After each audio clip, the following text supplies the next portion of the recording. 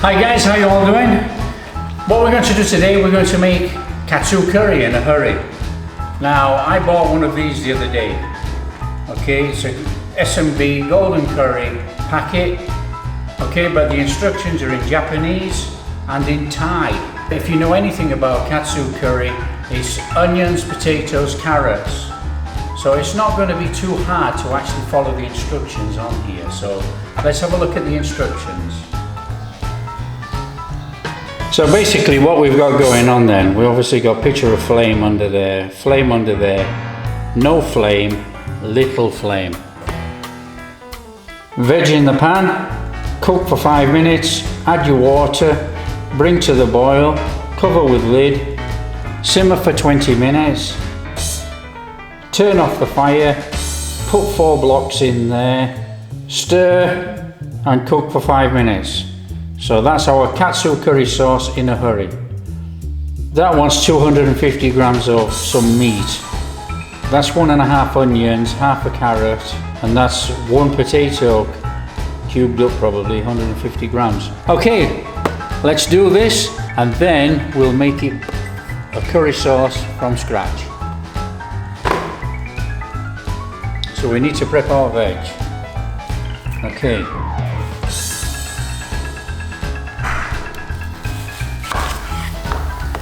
Okay, what we're going to do first then, we're going to dice our onions.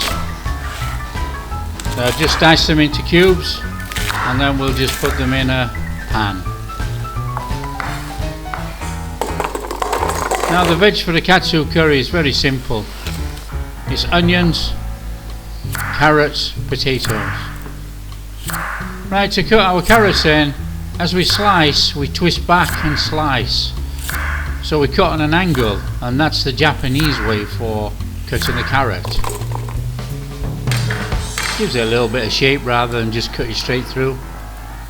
And then for our potatoes, again, just cube up into the roughly the same size pieces so they cook evenly. And that's it. A couple of tablespoons of oil in our pan so we can start to stir fry our veg. Give it a fry around. We don't want to burn anything. Add our 750 milliliters of water as per our packet instructions, and then we need to bring this to the boil. Stirring occasionally, we don't want anything to stick.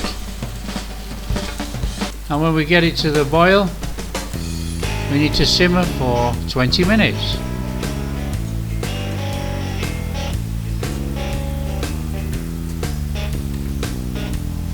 So once it's been simmering for 20 minutes, turn off the heat and we add 4 blocks of our Japanese curry paste and stir it in.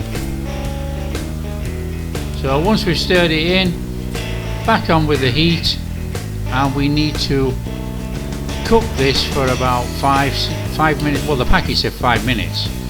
So cook it for about 5 minutes until we get the nice thick curry sauce. And that's our S&B Golden Curry made.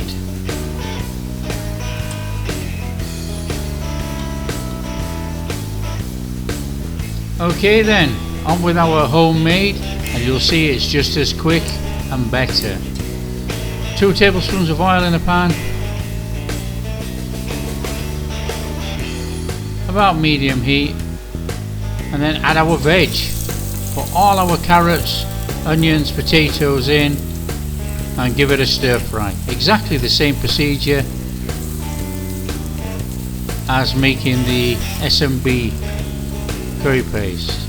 Add 1.5 to 2 tablespoons of curry powder. Now I'm using a Madras powder, has a little bit of heat, strong flavour. Use whatever curry powder you can or whatever you like. Stir around on your veg. Add a little splash of water. We don't want to burn anything, we want to keep it a little bit loose. And then add 1 good heaped tablespoon of flour. So we're making a curry roux. Now this is basically the same as the curry paste blocks that we use. So add a level teaspoon of salt, stir it all in. splash more water. Now we're only using 550 milliliters of water, so we're just using a bit at a time just to keep it loose. Add 1 tablespoon of apple cider vinegar, stir it all in. Obviously it's cooking as we're going.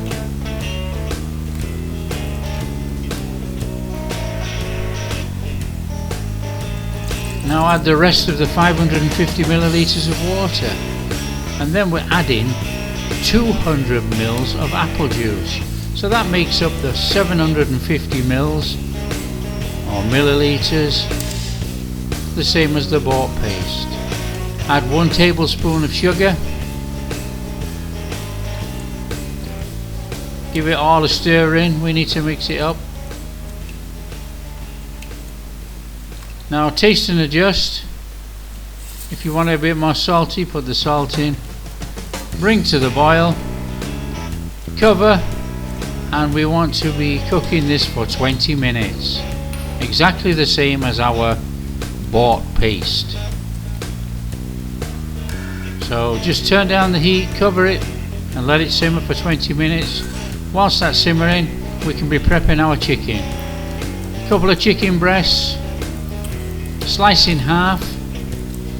So we got 2 pieces of fillet breast from 1 chicken breast, and then we want to season the chicken meat. Now either season with salt and pepper. I'm using chicken powder and pepper. In a pan we want some beaten egg. Dip our chicken in flour, coat the chicken all over.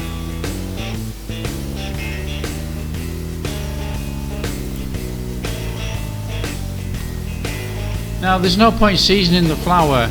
Seasoning the chicken is the better option. It has more flavour. So once we've coated all our chicken in flour, into our egg wash. Coat the chicken in egg.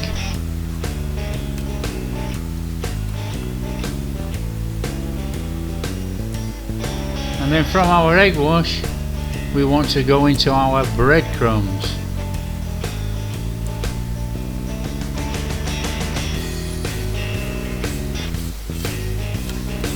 So in our breadcrumbs then, give it a good coating, press it into it, press it down. We want the breadcrumbs to stick on there a little bit. So press it down, coat it all over, repeat with all the chicken, and then we're ready to fry. So you want the oil on low to medium. We don't want to burn this chicken. Put your chicken in and lay away from you so you don't get splashed. Now we need to turn this a couple of times. We want this golden on all sides as well as cooked through. So keep frying. It only takes a few minutes. Don't forget the chicken breast, not too thick. Turn a couple of times till we got it golden, and then once we've got it cooked to how we like it, just take it out and drain.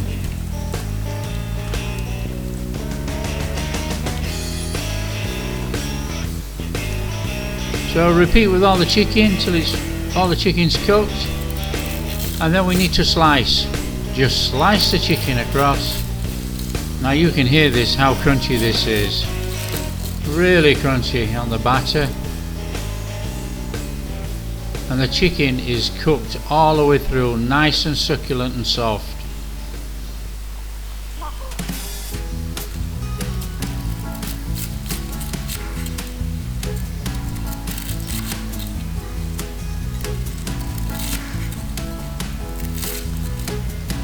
So once we got our chicken sliced up to how we want it, we need to lay on a bed of rice. So just lay it on a bed of rice, and then we need to add our sauce, and that is our curry ready and made.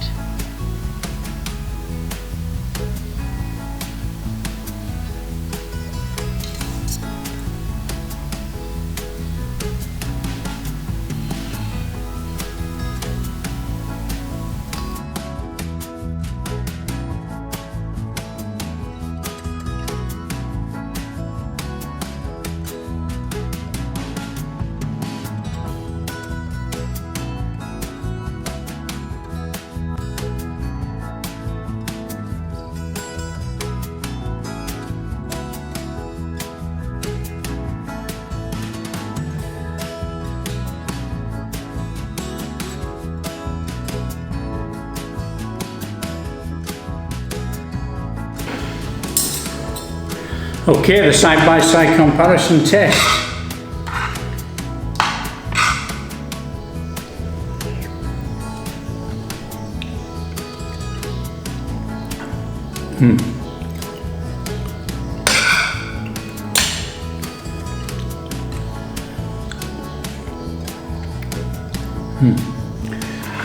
Okay, sauce-wise, this bought sauce is salty. This homemade sauce is very fruity and sweet, but not sweet with sugar. It's got that nice sweetness from the apple juice.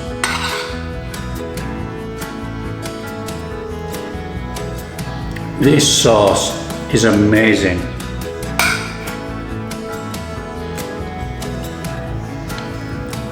This sauce is full body, but it's a little bit salty. This sauce,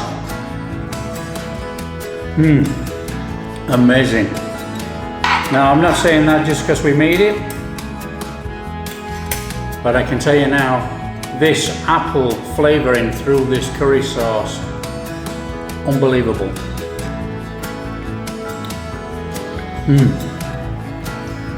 Now guys, if you like what we're doing, don't forget, like and subscribe.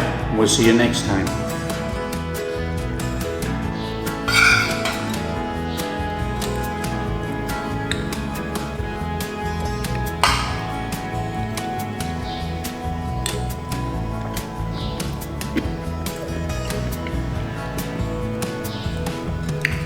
Definitely, definitely.